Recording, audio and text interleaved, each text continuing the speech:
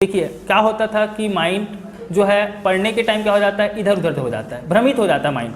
तो हम क्या करते हैं, सबसे पहले तो हम एक योग करें।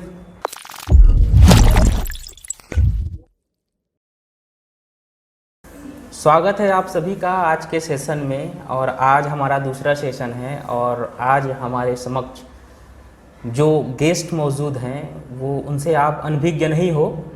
आज के हमारे जो गेस्ट हैं वो एक इंजीनियर भी हैं, वो एक कोचिंग ट्रेनर भी हैं और ख़ासकर वो प्रधानमंत्री कौशल केंद्र में इलेक्ट्रीशियन का ट्रेनर है।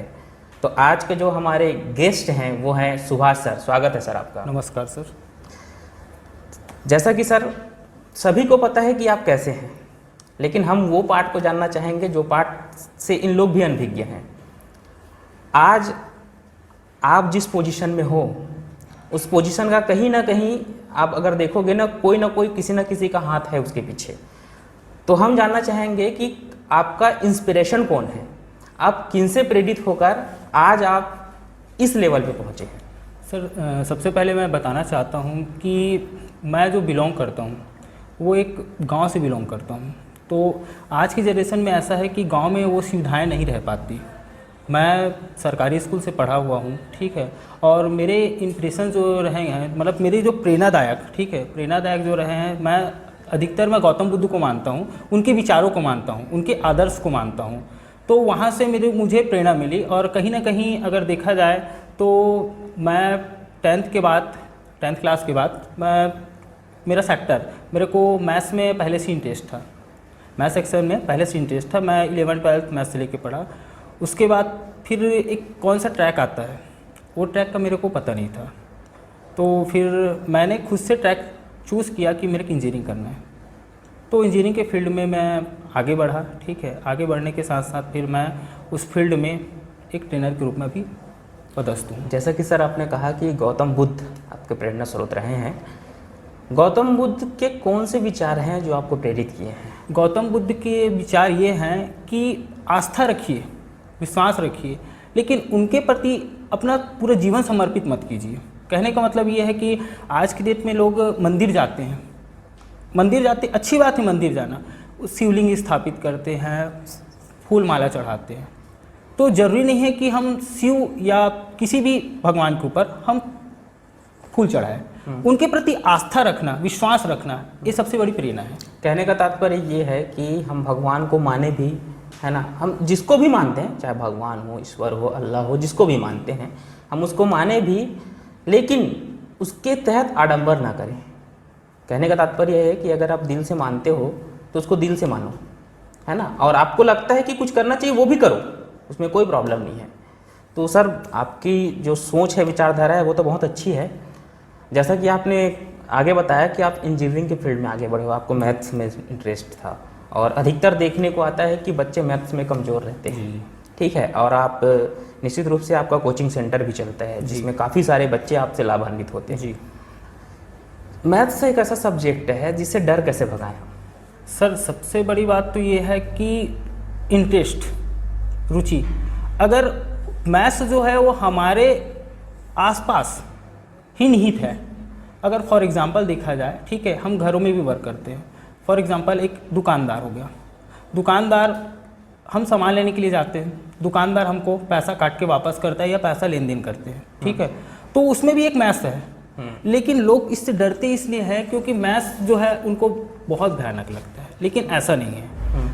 मैथ्स में अगर जो इंसान गुना भाग जोड़ घटाओ अगर अच्छे से सीख गया तो मैथ्स बनाना अच्छे से सीख सकता है। जबकि कहा जाता है कि अपन मैथ्स को अगर एक बार हम लोग, जैसे मैथ्स को रटना नहीं पड़ता, समझना पड़ता, बाकी चीज को अगर 2 पेज का है तो हम रटेंगे उसको, याद करेंगे उसको, समझेंगे उसको।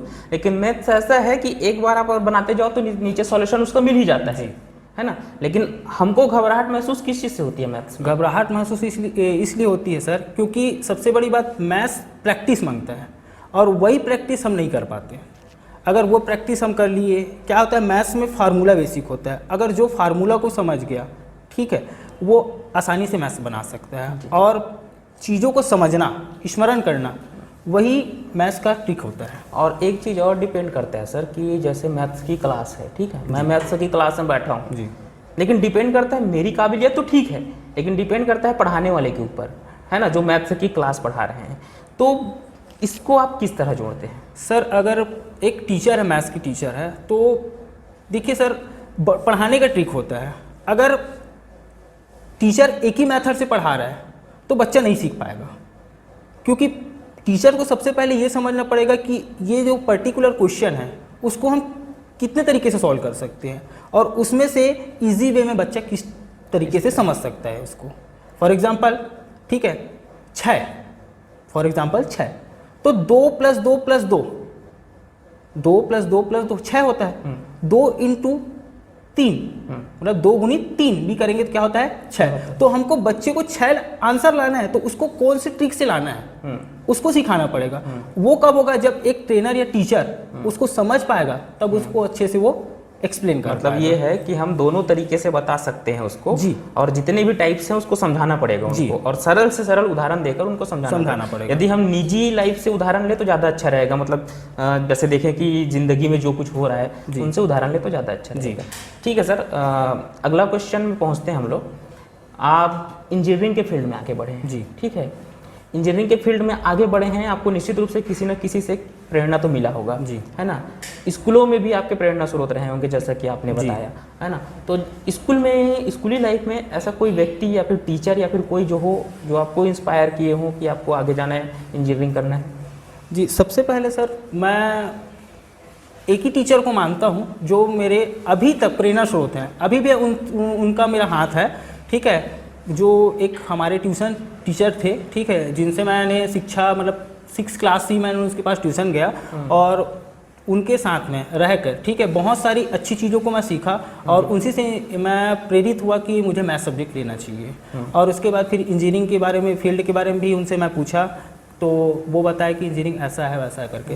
लेकिन क्या होता था सर कि इंजीनियरिंग इंग्लिश में होता था और हमको नहीं हम हिंदी बैकग्राउंड के स्टूडेंट थे।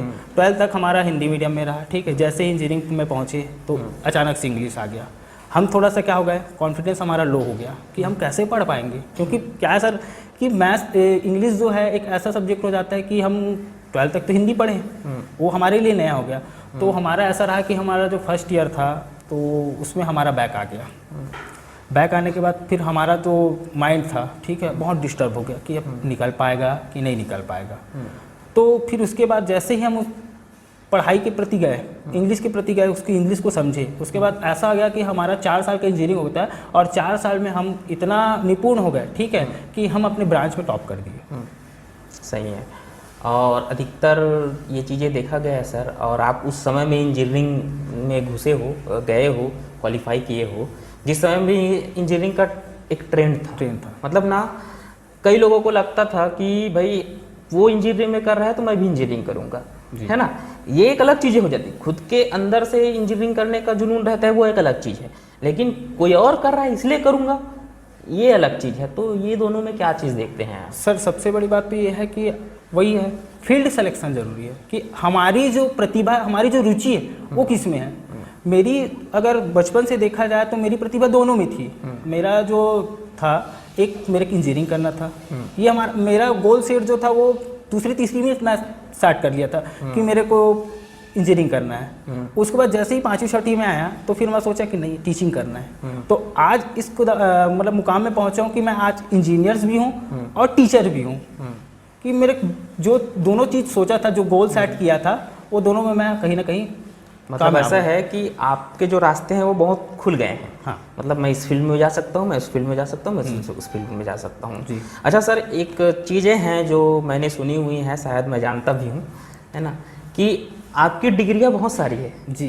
तो ज़रा यहाँ पे बताने की कोशिश करेंगे कि कितनी सारी डिग्रियाँ हैं, किस किस फील्ड में आपने सर डिग्रियाँ ली हैं? पहले तो मैंने इंजीनियरिंग में EEE में इलेक्ट्रिकल और इलेक्ट्रॉनिक्स इंजीनियरिंग में मैंने इंजीनियरिंग किया है जी। दूसरी चीज़, मैं इंजीनियरिंग के साथ साथ करते करते मैं BA किया, बैचलर ऑफ आर्ट्स की डिग्री हासिल किया। उसके साथ साथ मैं MA किया हूँ इकोनॉमिक्स में, ठीक है। उसके बाद फिर सर मैं DLED भी किया हूँ।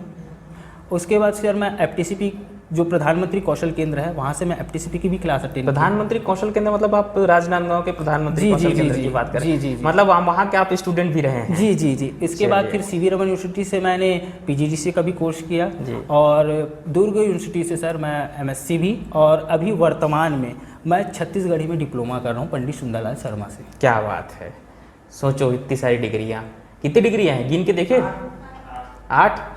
चलिए, ऐसा है सर कि आज के जो बच्चे हैं वो एक डिग्रियाँ ही ले नहीं पाते हैं, मतलब उनको अपना गोल सेट नहीं कर पाते हैं कि मुझे ये करना चाहिए, कि ये करना चाहिए, कि वो करना चाहिए, और भटकते रहते हैं।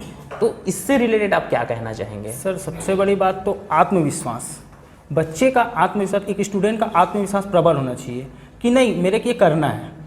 अगर वो सोच लेगा, माइंड सेट बना लेगा ना कि मैं नहीं इस चीज़ को मैं कर सकता हूँ, तो बिल्कुल उसको कामयाबी मिलेगी। वही चीज़ बता रहा हूँ सर कि जब मैं इंजीनियरिंग में था तो इंग्लिश मेरे से नहीं हो पा रहा था, तो मैं उस कंडीशन में क्या हुआ, 2 स्थिति निर्मित होती थी मेरे पास, एक तो मैं इंजीनियरिंग करना छोड़ दूँ या दूसरा चीज़ मैं कड़ी मेहनत करूँ।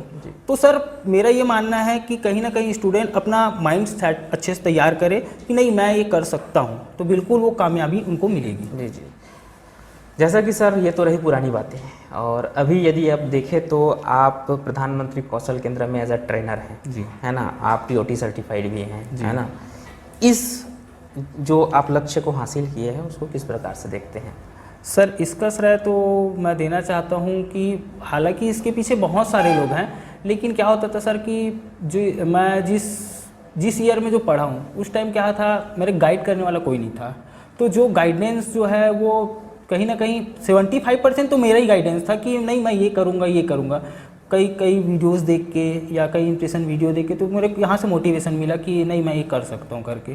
फिर यहाँ इलेक्ट्रिकल के क्षेत्र में है ना, क्या होता सर इंजीनियरिंग में तो हमारी पढ़ाई उतनी अच्छी नहीं होती, मतलब प्रैक्टिकल्स नहीं होते थे। तो फिर मैं सर एक इलेक्ट्रिकल शॉप में जाके, ठीक है, एज अ जो 7वीं 8वीं के जो लोग करते थे ना, वही काम मैं 8 महीने जाके वहाँ सीखा हूँ। अब उसके बाद फिर मैं अपने आप को काबिल बनाया कि मेरे थ्योरी प्लस प्रैक्टिकल दोनों को नॉलेज होना चाहिए, और उसको मैं हासिल करके इस मुकाम में पहुंचा हूँ। जी, कहते हैं ना कि किताबी नॉलेज और प्रैक्टिकल नॉलेज दोनों अलग चीज़ें हैं जी, और अक्सर हम जहाँ पे किताबी नॉलेज लेते हैं वहाँ प्रैक्टिकल नॉलेज नहीं रहता है हमको, है ना। जहाँ पे प्रैक्टिकल लेते हैं वहाँ पे किताबी नहीं रहता है। तो ये 2 चीज़ें जो है आज सुभाष सर में मौजूद हैं। तो सर जैसे कि आप यहाँ पर ट्रेनर हो प्रधानमंत्री कौशल केंद्र में जी, और यहाँ के बच्चे हैं, अब यहाँ के जो बच्चे हैं फ्री ट्रेनिंग लेते हैं, ठीक है, और मुश्किल से 3 महीने का ट्रेनिंग रहता है शायद तक, जी, है ना। उस ट्रेनिंग के दौरान में निश्चित रूप से इतना तो है कि इलेक्ट्रिशियन के फील्ड में उन लोग सीख तो नहीं पाएंगे अच्छे से, जी, है ना, जो भी पढ़ेंगे एक सर्टिफिकेट मिल जाएगा, लेकिन आप अपनी तरफ से कितनी कोशिश करते हैं कि उनको ज़्यादा से ज़्यादा अच्छे तरीके से बता सर मैं कोशिश ये करता हूँ कि स्टूडेंट जितना हो सके अच्छे से सीख पाए। हमारे यहाँ उतनी फैसिलिटी मतलब इंस्ट्रूमेंट नहीं है, लेकिन मैं अपने तरीके से कोशिश करता हूँ कि बच्चे को कहीं ना कहीं से अच्छी चीज़ें प्रोवाइड हो सके। मैं चाहता हूँ कि उनको थ्योरी से ज़्यादा प्रैक्टिकल का नॉलेज मिल सके, ठीक है। तो कोशिश ये करते हैं कि हम कोई इंडस्ट्री विजिट करवाते हैं, ठीक है, या हमारे पास जो इक्विपमेंट रहता है उससे हम प्रैक्टिकल करवाते हैं, जिससे बच्चा अच्छे से अच्छे सीख सके। और हम ये भी चाहते हैं कि हमारा ट्रेनिंग अगर नहीं भी चलता है, ठीक है, तो आप हमसे पूछ सकते हैं। अगर 3 महीने का कोर्स है, आप 3 महीने में नहीं सीख पाए तो आप 6 महीने करिए, हम उसको आपको पढ़ाने के लिए तैयार हैं। मतलब कि देखा जाए तो सिलेबस जो है ना, सिलेबस से हट के भी यहाँ पे बताया जाता है। मतलब हमको अगर सीमित नॉलेज मिल जाएगा तो हम आगे नहीं बढ़ पाएंगे। जैसे आप, हम या फिर जो भी है इलेक्ट्रीशियन का कोर्स कर रहे हैं, ठीक है, और इलेक्ट्रीशियन का कोर्स करके यहाँ से निकले और किसी शॉप में गए, और किसी शॉप में हम किसी सामान को जान नहीं पा रहे हैं, कहीं पे बिल्डिंग पे जा रहे हैं जोड़ने के लिए, कहीं पे बड़ा कॉन्ट्रैक्ट मिल रहा है वहाँ पे काम नहीं कर पा रहे हैं, तो ये डिसएडवांटेज ना हो इसलिए यहाँ पे उम्मीद से ज़्यादा दिया जाता है। जी, ठीक है सर। जैसा कि सर अब निजी लाइफ में आते हैं हम लोग, आपके जो निजी लाइफ से उससे रिलेटेड क्वेश्चन उठाते हैं कि देखो व्यक्तिगत परेशानी हर किसी को होती है, जी, ठीक है, और व्यक्तिगत तौर पे हम भटकते भी हैं जी, अपनी परेशानियों को लेके, या फिर कभी रुक जाते हैं, जिस लक्ष्य को हासिल करना है उससे रुक जाते हैं। आप निश्चित रूप से आप प्रतियोगिता जो इंट्रेंस एग्ज़ाम है ना, जो परीक्षाएं हैं उनकी भी आप तैयारी करवाते हैं। तो किस तरह से आप लोगों को कहेंगे कि वो अपने लक्ष्य की ओर निरंतर आगे बढ़ते रहें? सर लक्ष्य को निरंतर आगे बढ़ने के लिए सबसे पहले तो उनको करना पड़ेगा, एक गोल सेट करना पड़ेगा कि हमको ये फील्ड में जाना है। अगर वो गोल सेट कर लिया तो गोल सेट करने के बाद फिर उसको ट्रैक चेक करना पड़ेगा कि हमको कौन से सेट में जाना है। अगर फॉर एग्ज़ाम्पल बच्चा CGPSC में जाना चाहता है फॉर एग्ज़ाम्पल, है ना, तो CGPSC में जाने के लिए सबसे पहले तो उसको इवन हर सब्जेक्ट पढ़ना पड़ेगा, GS पढ़ना पड़ेगा, रीजनिंग पढ़ना पड़ेगा, ठीक है, जो भी सामायिक घटनाएं होती है वो आपको पढ़ना पड़ेगा। तो उसके लिए आपको निरंतर प्रयास चाहिए, है ना। आपका लक्ष्य ऐसा नहीं है कि हम CGPSC सोचे और हम दूसरे ट्रैक की ओर जा रहे हैं, क्योंकि CGPSC एक नॉन टेक्निकल है और हम टेक्निकल की ओर भगेंगे तो गलत हो जाएगा। तो हम अपना जो गोल सेट है वो एक जगह करना है हमको। किसी भी परीक्षा को जैसे दिलाने से पहले हमको बहुत सारी परेशानियों का सामना करना पड़ता है, ठीक है। तो कुछ ना कुछ ऐसा रहता है, माइंडसेट हम सेट नहीं कर पाते। जैसे कुछ समय के लिए मेरे को मिला है कि 10 दिन में हमको एग्जाम देना है, ठीक है, उसमें हमको करना है तैयारी। अधिकतर एग्जाम इंट्रेंस एग्जाम की तैयारी करते हैं, तो ऐसा हमारे पास आ जाता है कि अचानक से एग्जाम निकला है, आप फॉर्म भर दो और इतने दिन में हमको तैयारी करनी है। तो कैसे हम उस तैयारी को एक साथ करने की कोशिश करें? क्या उस तैयारी को एक साथ किया जा सकता है या फिर पहले से हमको उसकी तैयारी करना चाहिए? सबसे पहले तो उसकी तैयारी पहले से करना चाहिए। हमको इंतज़ार में ये नहीं रहना है कि जब पोस्ट आएगा तभी हम उसकी तैयारी करेंगे। हमको पहले से पढ़ के रखना है, क्योंकि कहीं ना कहीं जो डाटा होती है वो पुराने डाटा ही होती है। कोई सामायिक घटना को छोड़ के बाकी जो डाटा रहते हैं वो पहले यथावत रहती है, उनको सिलेबस से उठाना पड़ता है। फॉर एग्जाम्पल अगर 8 सब्जेक्ट है ना, 8 सब्जेक्ट में अगर आपका 6 सब्जेक्ट स्ट्रांग है तो आप 6 सब्जेक्ट को कवर कीजिए, ये 2 सब्जेक्ट को छोड़ दीजिए, क्योंकि आप 2 सब्जेक्ट को करेंगे आपको समझ तो आने वाला नहीं है। तो 2 सब्जेक्ट में क्या हो जाएगा, आपका कहीं ना कहीं आप टाइम वेस्ट कर देंगे। तो और 6 सब्जेक्ट रहेगा उसको भी आप उतने अच्छे से नहीं कर पाएंगे। तो मेरा मानना ये है कि आप 6 सब्जेक्ट को कीजिए और 6 सब्जेक्ट की ऐसी तैयारी कीजिए कि आपका 1 नंबर ना चुके, ताकि वो 2 सब्जेक्ट जो छूटा रहेगा हमारा, वो आपका जो 6 सब्जेक्ट है वो कवर कर ले। जैसा कि सर देखा गया है, हम तो इतनी सारी चीज़ें पढ़ते हैं और इतनी सारी चीज़ों को याद रखना पड़ता है ना। डेली न्यूज़पेपर का क्या हमारे लाइफ में यूटिलाइज हो सकता है? देखिए, डेली न्यूज़पेपर का सर सबसे एडवांटेज ये है कि आपको सामायिक घटना का पूरा आपका मिल जाएगा। और दूसरी चीज़ ये है कि आप न्यूज़पेपर पढ़ोगे तो आपका पढ़ने का हैबिट बढ़ेगा। और आप पढ़ने, जैसे कि बोलते हैं ना, जितना पढ़ेंगे उतना दिमाग में याद रहेगा और जितना पढ़ेंगे उससे ज़्यादा आप बोल पाएंगे। क्या होता है, अधिकतर लोगों का प्रॉब्लम ये होता है कि सामने में नहीं बोल पाते, कॉन्फिडेंस की कमी हो जाती है, क्योंकि उनके पास क्या होता है, शब्द की कमी रहती है। तो शब्द की कमी रहती है तो वो नहीं बोल पाते। तो अगर न्यूज़पेपर पढ़ेंगे तो शब्द का भंडार हो जाएगा, और शब्द का भंडार हुआ तो हम उसको क्या कर सकते हैं, यूटिलाइज कर सकते हैं। मतलब कहने का तात्पर्य ये है कि हम बोल नहीं सकते, ये कोई है ही नहीं है। कोई चीज़ें डिपेंड करता है कि हमको नॉलेज क्या चीज़ है, हम पढ़े क्या चीज़ है। जब शब्द का क्या बोलते हैं, शब्दार्थ एक डिक्शनरी जब हम हमारे पास रखेंगे ना, तब जाके हम उसको सामने वाले को प्रेषित कर सकते हैं। जी सर। तो सर यहाँ पे हम लोग बच्चे भी हैं, आपके ही बच्चे हैं, क्वेश्चन सेशन भी हम लोग रखे हैं यहाँ पे, है ना। तो बच्चों से क्वेश्चन सेशन भी करना चाहेंगे। तो यदि कोई बच्चे यहाँ पे क्वेश्चन सेशन करना चाहे सर से, तो आप आगे आ सकते हैं, आपका क्वेश्चन सेशन स्टार्ट कर दिया जाएगा। उससे पहले कि आप लोग तैयारी कर लो, ठीक है सर, उससे पहले कि इन लोग तैयारी कर ले, एक क्वेश्चन है, CGPSC का भी एग्जाम हुआ है, ठीक है। एक प्रश्न आया था भूया पोर्टल वाला कि इतने दिनांक के तहत इतना, उनमें कितना अपडेट हो चुका है। आपको क्या लगता है कि वो क्वेश्चन सही था कि उसमें देना चाहिए था कि नहीं?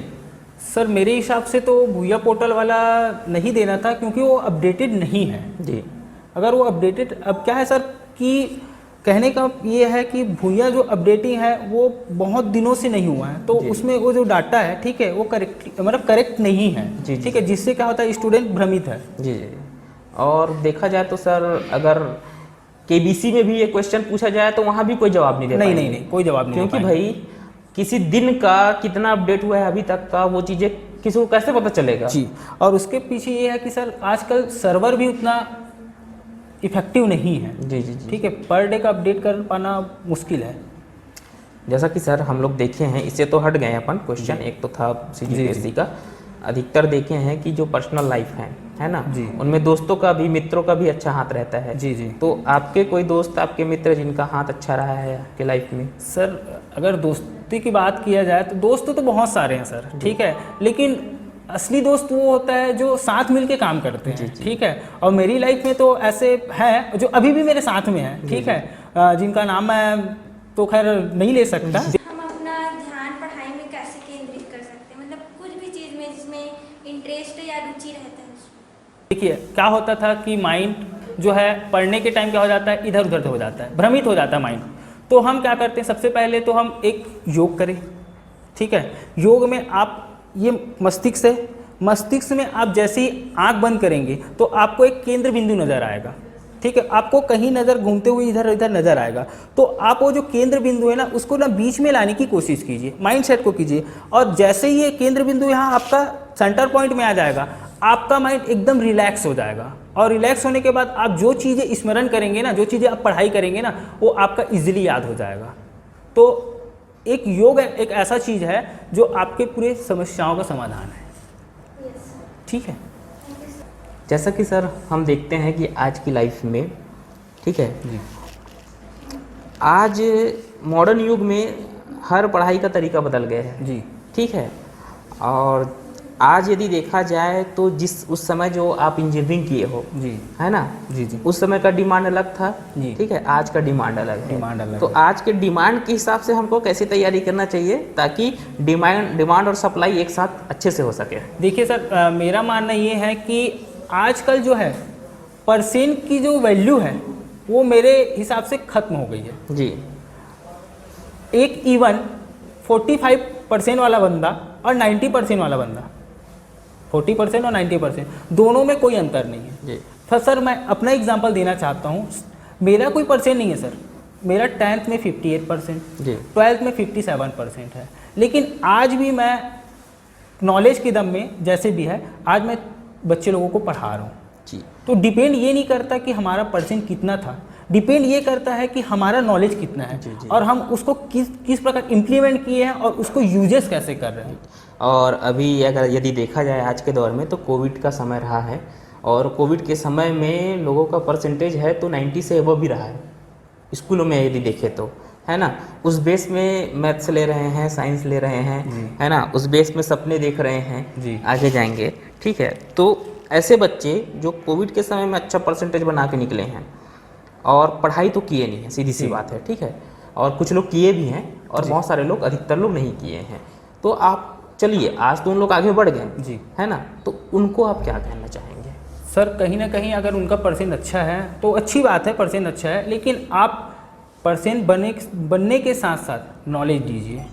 आप हालांकि फर्स्ट ईयर नहीं पढ़े हैं, लेकिन फर्स्ट ईयर का बुक पढ़ के उसका अध्ययन कीजिए ताकि आपका नॉलेज बरकरार रहे, और जब कभी भी आपका कंपटीशन एग्ज़ाम होगा तो उसमें आपको नॉलेज मिले और आपको सपोर्ट मिले, अब एग्ज़ाम अच्छे से निकाल पाए। सर जैसा कि देखा गया है ना, परसेंटेज अच्छा बन गया, डिग्रियां ले लिए, लेकिन इंटरव्यू में जाते ही ऐसा क्या हो जाता है हमें कि वहाँ पे हम जिस पोस्ट के लिए गए हैं उस पोस्ट के लायक नहीं रहते हैं, उसके काबिल नहीं रहते हैं। तो ये कमी कहाँ पे आ जाती है? ये कमी सबसे पहले तो वही है सर कि एक स्टूडेंट को हम या एक बच्चे को बुलाते हैं सामने में, तो अपने आप को रिप्रेजेंट नहीं कर पाता, पहला चीज़। और रिप्रेजेंट क्यों नहीं कर पाता, हम जो बताएं न्यूज़पेपर की बात, क्योंकि वो न्यूज़पेपर नहीं पढ़ता, एक्स्ट्रा चीज़ें नहीं देखता, तो उससे क्या हो जाता है, वो उसकी जो बोलने की जो क्षमता है ना, शब्द का भंडार है, वो क्या हो जाता है, कम हो जाता है। और अपना बॉडी लैंग्वेज, ठीक है, बॉडी लैंग्वेज को भी अच्छे से नहीं कर पाता। सही। तो इस कारण से वो इंटरव्यू में कहीं ना कहीं कट जाता है। और यदि देखा जाए तो वो इंट्रोडक्शन भी नहीं दे पाते हैं जी, अच्छे से, वो अपना नाम भी नहीं बता पाते हैं, अधिकतर लोगों का है। यदि सामने में बोल दो तो अच्छे से वो अपना नाम, अपने पिताजी का नाम, आप कहाँ से आते हो, क्या क्वालिफिकेशन है, ये भी नहीं बता सकते हैं जी। तो यदि इसको कहा जाए तो डर है ना, डर एक ऐसा चीज़ है जो लोगों के टैलेंट को भी दबा देता है। मतलब आपके अंदर जितना भी टैलेंट है, आप अकेले में कितना भी टैलेंट है आपके पास, लेकिन डर एक ऐसा चीज़ है जो सब कुछ ख़त्म कर देता है। तो हमको लाइफ में डरना नहीं चाहिए। कोचिंग की बात है सर जी, तो हम लोग देखते हैं कि अपने राजनांदगांव शहर में या फिर भिलाई में या फिर रायपुर में या फिर बिलासपुर में अधिकतर लोगों का जो ह्यूमर रहता है वो भिलाई के लोग जाते हैं बिलासपुर, रायपुर बिलासपुर, है ना, राजनांदगांव के लोग जाते हैं भिलाई, ठीक है, और प्रॉपर राजनांदगांव के लोग आते हैं राजनांदगांव में।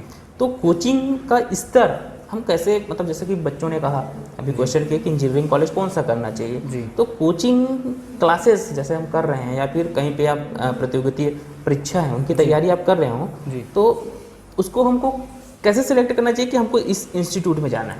सर सबसे पहले तो हमको डेमो देखना चाहिए। हाँ, ठीक है, डेमो के लिए अगर आप 5-6 दिन जाते हैं, किसी के पास भी जाएंगे तो आपको ऑटोमेटिकली समझ आ जाएगा कि वो क्लास कैसा है। फॉर एग्जांपल राजनांदगांव में भी बहुत सारे कोचिंग सेंटर्स हैं, तो आप बारी बारी से उसमें डेमो जाइए। अगर आपको जिस टीचर का या जिस इंस्टीट्यूट का आपको पढ़ाई अच्छा लगता है वहाँ आप कोचिंग ज्वाइन कीजिए। जी जी। तो मतलब ऐसा है कि हमको सीधा पैसा ना देकर पहले चेक करना चाहिए कि वहाँ पे क्वालिटी मेंटेन हो रहा है कि नहीं, क्योंकि सर देखा गया है कि अधिकतर सेंटरों में आजकल फर्जीवाड़ा ज़्यादा रहता है। जी जी। मतलब आपको क्रैश कोर्स के नाम पे आपको एडमिशन दे दिया जाएगा, आप कोचिंग सेंटर में आप चले जाएंगे, लेकिन क्वालिटी मेंटेन नहीं होता है। आपको CGPSC के साथ बैठा देंगे और उसमें भी ऐसा है कि आपको बीच से बताना स्टार्ट करेंगे। सर यदि देखा जाए तो कैसे, जैसे हम 20 से स्टार्ट कर दिए, मैथ्स की क्लास है ना, हम 20 से स्टार्ट कर दिए, स्टार्टिंग को बताया ही नहीं है, शुरू में क्या होता है कैसे होता है कुछ पता नहीं है, तो इसका असर कैसे पड़ता है? सर इसका असर बहुत ज़्यादा ही पड़ता है, क्योंकि देखिए अगर बच्चे को स्टार्टिंग ही पता नहीं होगा, फॉर एग्जांपल जोड़ना घटाना गुना भाग ही पता नहीं होगा, तो वो परसेंट कैसे निकालेगा? जी जी जी, सही बात है। तो सबसे पहले तो अगर हम कोई भी चीज़ ट्यूशन या एकेडमी में जाते हैं तो सबसे पहले आप टीचर को बताइए कि सर मेरे को नहीं आता, तो वो टीचर प्रेरित होंगे तो बताएंगे कहीं ना कहीं। अगर आपको नहीं जमता, ठीक है, तो आप दूसरी जगह ट्राई कीजिए। जी जी। दूसरी जगह जाइए, अगर वहाँ से स्टार्टिंग से पढ़ाई हो रहा है आप वहीं ज्वाइन कीजिए। जी जी। तो कोई और क्वेश्चन जो करना चाहेंगे यहाँ से? जी।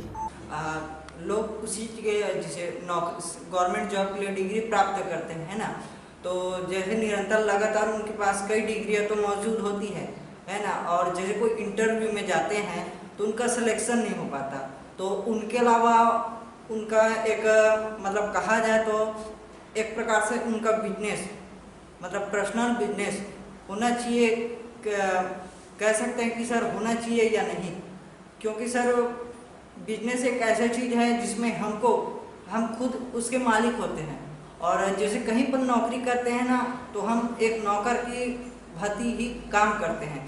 जैसे हम सर कहीं पे नौकरी करते हैं तो हमको जैसे कार्य के बदले उससे हमको पैसा मिला जाता है, तो वो कार्य किसके लिए हो जाता है? उनके लिए, किसके लिए? जिनके हम उनके यहाँ नौकरी कर रहे हैं, है ना। और पर्सनल जैसे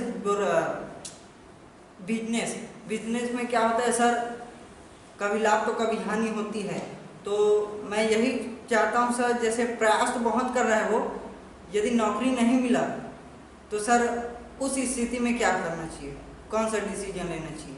देखिए नौकरी स्थिति, जैसे कि आप बोल रहे हैं कि इंटरव्यू में कहीं ना कहीं वो फेल हो गया, तो भाई इंटरव्यू में वो किस कारण फेल हो रहा है, वो अपनी कमजोरी को सबसे पहले देखिए कि वो किस कारण फेल हो रहा है, तो उसमें क्या करिए, वो कमजोरी को दूर करने की कोशिश कीजिए, ठीक है। जैसे ही कमजोरी दूर होगा तो आपको कामयाबी मिलेगी, ठीक है। और रही बात आपके बिजनेस के लिए, तो बिजनेस करना आज के डेट में तो सरल है, बट लेकिन उसमें इनपुट लगाना मायने है। भाई फॉर एग्जांपल आप एक गरीब फैमिली से हैं, है ना, और कम से कम आज की जनरेशन में बिजनेस स्टार्ट करने के लिए 1 लाख रुपए चाहिए, तो आपके पास तो वो नहीं है, तो इस कंडीशन में आप क्या करेंगे, नौकरी के लिए तलाश करेंगे। आप पढ़ाई किए हैं नौकरी की, ठीक है, तो आप कहीं ना कहीं जहाँ कट रहे हैं ना, वहाँ अपनी कमियों को जानिए और उसमें मेहनत कीजिए, ठीक है, जिससे आपको कामयाबी मिल सके। ठीक है, जो आपने कहा उसमें मैं एक चीज़ और ऐड करना चाहूँगा कि होता ये है कि जब हम स्कूल लाइफ से निकलते हैं तो हमारे पास रहता है कि हम किसी परीक्षा को एग्ज़ाम दें, है ना, और कहीं पे हम नौकरी पा लें, ठीक है, और नौकरी जब नहीं मिलता है तो हम बिजनेस स्टार्ट कर देते हैं, होता है ना। और लोगों के द्वारा भी ये कहा जाता है कि भाई ये तो नौकरी नहीं प्राप्त कर पाया, इतना पढ़ा लिखा नौकरी प्राप्त नहीं कर पाया इसलिए बिजनेस कर रहा है, मतलब एक टैग लग जाता है ना। और यदि कौशल उन्नयन की बात करें तो आज राज्य सरकार से लेकर केंद्र सरकार तक उनका कहना ये रहता है कि हम बिजनेस के फील्ड में आगे बढ़ें। एक अगर हम बिजनेस करेंगे तो 4 लोगों को रोज़गार देंगे, ठीक है, तो इससे क्या है, आपके पास रोज़गार उत्पन्न होगा, है ना, बेरोजगार ज़्यादा घूमेंगे नहीं। लेकिन हम ही रोज़गार के पीछे दौड़ेंगे तो फिर बाकी बेरोजगार लोग क्या करेंगे। तो हमको कहा यही जाता है, इसीलिए प्रधानमंत्री कौशल केंद्र में ये कोर्स लाया गया है कि अधिकतर लोग यहाँ से सीख के स्वयं का रोज़गार हो, स्वयं का बिजनेस करें, ताकि खुद वो रोज़गार उन्नयन कर सके, खुद वो रोज़गार ला सके, ठीक है। तो निश्चित रूप से आज का सेशन बहुत लंबा हो गया है और आगे भी हम ये सेशन करते रहेंगे। यदि किसी का क्वेश्चन हो तो अंतिम क्वेश्चन आप पूछ सकते हैं, ठीक है। बिजनेस और job which is the best? Sir depend करता है खुद के ऊपर, आपकी रुचि किस में है। अगर आपको लगता है कि मैं बिजनेस में सक्सेस हो सकता हूँ, ठीक है, तो आप बिल्कुल बिजनेस के ऊपर ध्यान दीजिए।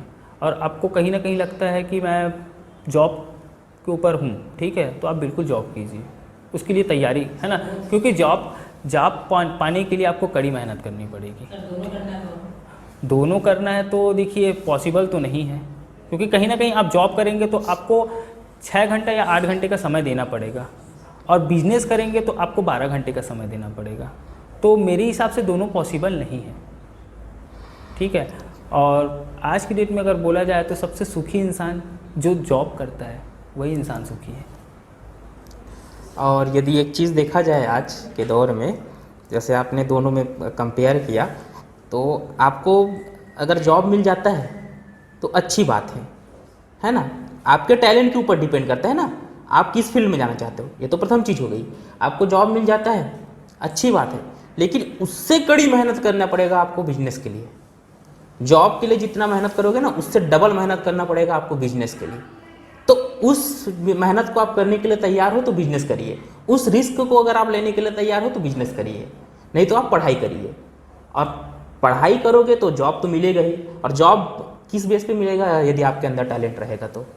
नेक्स्ट है, यदि किसी के पास और क्वेश्चन हो तो, लड़कियों से नहीं आ रहा है क्वेश्चन, किसी के पास क्वेश्चन हो तो बिल्कुल कर सकते हैं, क्योंकि हम लोग सेशन को समाप्त करने वाले हैं। जैसे कि हर एक जो स्टूडेंट है ये सोचकर किसी संस्था या स्कूल में एडमिशन लेता है कि हमें अच्छे से नॉलेज मिलेगा, लेकिन देखा जाता है बहुत सारे ऐसे कर्मचारी होते हैं जिनका पेमेंट तो बहुत अच्छा होता है, लेकिन वो पढ़ाने में थोड़ा वो करते हैं कि बिल्कुल भी नॉलेज नहीं देते, तो उनके लिए क्या ऐसे एक्शन ले सकते हैं हम लोग? देखिए, इसके लिए तो सबसे पहले तो स्टूडेंट पावर दिखाना पड़ेगा। अगर जिसका स्टूडेंट पावर अच्छा है, ठीक है, फॉर एग्जांपल मैं बोला हूँ कि एक आप स्कूल्स में ही पढ़ते हैं, ठीक है, 12th क्लास में ही पढ़ते हैं मान के चलो, ठीक है, आपकी एक टीचर जो है हिंदी की टीचर अच्छे नहीं पढ़ाती, ठीक है, तो आप उनका कंप्लेन कीजिए। आप सबसे पहले एक यूनिटी बनाइए कि ये टीचर अच्छा नहीं पढ़ाती। उसके बाद फिर क्या कीजिए, आप उनके बड़े जो लेवल के जो अधिकारी हैं, जैसे कि फॉर एग्जांपल प्रिंसिपल है, तो आप प्रिंसिपल से शिकायत कीजिए, है ना। अब प्रिंसिपल से शिकायत करने के बाद अगर वहाँ भी आपकी मांग पूरा नहीं होता, ठीक है, तो आप डीओ में चले जाइए, जिला शिक्षा अधिकारी के पास चले जाइए, आपकी समस्याओं को वो सुनेंगे। उसके बाद फिर क्या होगा कि वो जो टीचर, जो हिंदी की जो टीचर पढ़ाने वाली है, उनका कहीं ना कहीं तबादला हो जाएगा, आपको नया टीचर प्रोवाइड हो जाएगा, ठीक है। तो इसके लिए क्या करना पड़ेगा, खुद की यूनिटी मेन है ना, क्योंकि वो प्रॉब्लम हम फेस कर रहे हैं, कहीं ना कहीं हम फेस कर रहे हैं, तो 5 लोग और उसको फेस कर रहे होंगे, लेकिन बोलना नहीं चाहते, है ना। तो उसके लिए आपको छात्र नेता खुद बनना पड़ेगा, क्योंकि हम सुधरेंगे, युग सुधरेगा, है ना। अगर हम ही सोचेंगे ना, अरे चलने देना, कोई मतलब नहीं है, तो फिर नहीं हो पाएगा, ठीक है। तो हमको यूनिटी बनानी पड़ेगी, जिससे हमारी समस्या का समाधान हो सके। और यदि इसमें देखा जाए तो 2 चीज़ें होती है, एक तो सर बता दिए, है ना, जो कमज़ोर हैं उनके लिए हो गया। दूसरी चीज़ ये होती है कि कई जो वहाँ पे मौजूद हैं, चाहे आप टीचर की बात कर लो, चाहे किसी की बात कर लो, उनके पास टैलेंट होता है, ठीक है, उनके अंदर नॉलेज है, लेकिन वो बता नहीं पाते हैं। मेरे साथ हुआ है, हमारे स्कूल में एक सर थे, मैथ्स बहुत अच्छे सर थे, लेकिन पढ़ा नहीं पाते थे, और पढ़ा नहीं पाते थे इसलिए बच्चे फेल हो जाते थे। तो ना, यदि उनको भी अच्छे से समझाया जाए कि भाई आपको बच्चे के साथ कैसे ट्रीट करना है, आपको कैसे एग्जाम्पल देना है, उनको आपको पढ़ाने का तरीका कैसे बदलना है, ये चीज़ें भी मायने रखते हैं कि हम उसमें परिवर्तन ला सकते हैं। और यदि वो उस लायक नहीं है तो निश्चित रूप से सुभाष सर ने जो कहा वो आप निश्चित रूप से कर सकते हैं। नेक्स्ट क्वेश्चन यदि कोई करना चाहे तो चलिए, फिर आज का सेशन हम ख़त्म करें। तो निश्चित रूप से बहुत ही अच्छा रहा आज का सेशन, और हमारे बीच जो गेस्ट हैं वो सुभाष सर, उनका वक्तव्य निश्चित रूप से आप सभी के लिए लाभदायक साबित हुआ होगा। निश्चित रूप से इस सेशन से आप लोग को कुछ न कुछ सीखने को मिला होगा। और ये चीज़ें होती है, बहुत लोग अटेंड नहीं करते हैं कि इससे क्या सीखेंगे, वही सर हैं, हम रोज़ देख रहे हैं इनको, ठीक है, क्या सीख पाएंगे, मेरे से क्या सीख पाएंगे, कुलदीप सर हैं क्या सीख पाएंगे, कोई भी सर है, रंजीत सर हैं क्या सीख पाएंगे। लेकिन ना, ऐसे सेशन में कुछ ऐसी बातें निकल के आती है जो आपको नॉर्मल तौर पे बताया नहीं जाएगा, ठीक है। तो ये चीज़ें, जैसे कि आप लोग यहाँ पे क्वेश्चन कर रहे हैं, तो क्वेश्चन से ही आप लोग सीख रहे हैं, बोलना सीख रहे हैं, है ना, कुछ चीज़ें का जवाब हम लोग दे रहे हैं, उससे सीख रहे हैं, हम लोग भी सीख रहे हैं, आपके क्वेश्चन आ रहे हैं उनसे हम लोग भी सीख रहे हैं। तो निश्चित रूप से आज का सेशन हम यहीं पे समाप्त करते हैं और आज के हमारे गेस्ट सुभाष सर को धन्यवाद ज्ञापित करते हैं। धन्यवाद सर। धन्यवाद सर। और आप सभी चुनिंदा यहाँ के स्टूडेंट और श्रोतागण को भी बहुत बहुत धन्यवाद कि आप यहाँ पे मौजूद रहें और कोशिश करिए कि हर समय जब भी ये चीज़ हो आप मौजूद रहें। तो निश्चित रूप से आज का सेशन हम यहीं पे समाप्त करते हैं। आप सभी का धन्यवाद।